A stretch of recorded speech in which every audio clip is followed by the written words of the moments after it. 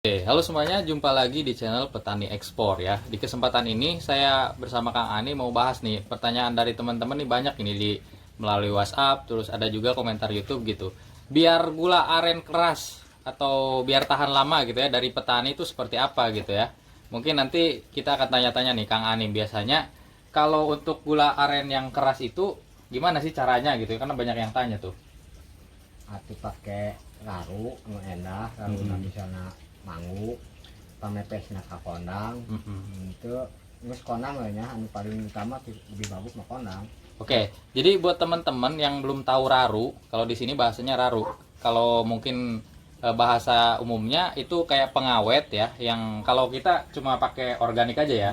Jadi biasanya bahan-bahan yang ada di sekitar kayak kulit manggis atau daun manggis, terus buahnya, terus apa lagi kalau raru? Kalau Kawao gitu ya, itu bisa mempengaruhi sama cengal.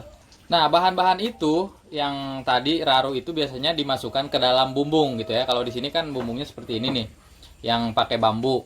Nah, jadi bahan-bahan untuk membuat gula aren keras dan tahan lama itu salah satunya adalah raru. Jadi raru itu adalah pengawet alami ya, pengawet alami yang biasanya dimasukkan ke dalam bumbung nih. Biasanya ada daun manggis, kemudian yang lainnya seperti apa Kang nih?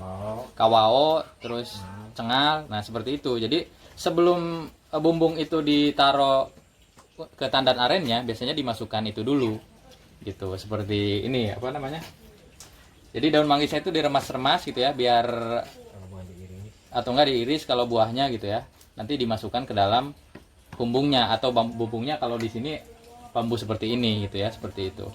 Nah, untuk bumbungnya sendiri biasanya harus dipuput ya, di pengasapan, diasap itu biar bakterinya hilang gitu, tidak asam gitu, seperti itu yang bisa mempengaruhi juga agar si niranya sendiri tidak cepat asam gitu ya, karena kondisi nira yang asam itu biasanya bisa menyebabkan gula cepat lembek gitu ya. Nah, setelah itu kemudian setelah dimasak nanti ditambahkan bahan raru ya, pamepes.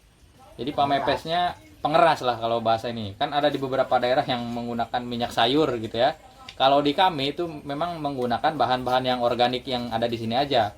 Contohnya Kang Anim, seperti kan kondang getah kondang. nah getah kondang, terus ada juga apa namanya? Sarang lebah ya, sarang lebah.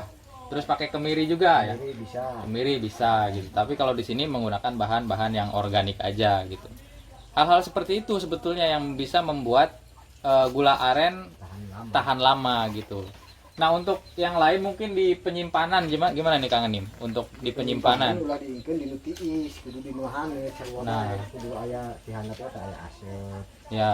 Supaya lah tiiseun. Jadi untuk penyimpanan itu sebaiknya disimpan di tempat yang hangat gitu ya. Kalau mungkin terbuka atau tidak dikemas dengan baik itu sebaiknya disimpan di tempat yang hangat. Kalau ini biasanya di para-para ini ya, di ada bawahnya api terus disimpan di atasnya gitu, di pengasapan lah seperti itu.